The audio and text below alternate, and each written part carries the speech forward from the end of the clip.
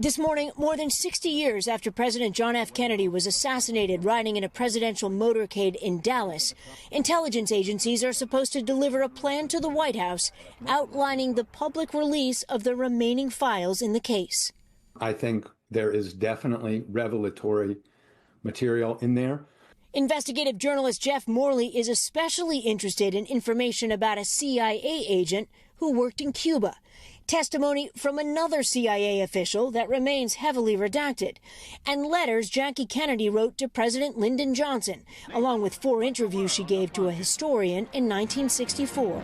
Jackie Kennedy and Bobby Kennedy are known to have privately not believed the official story of the assassination. For decades, the sealed documents fueling conspiracy after conspiracy, even though the vast majority have long been public. Was the CIA somehow involved?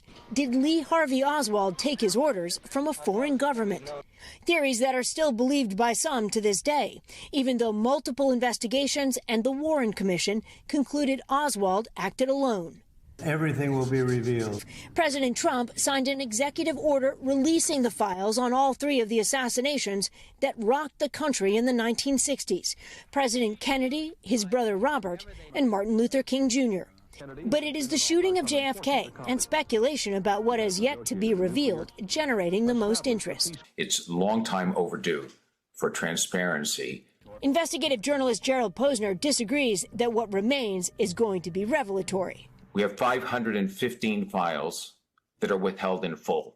So everybody thinks that must be where the treasure trove is. If there's a smoking gun, it's going to be in there. But he says 499 of them are just tax files.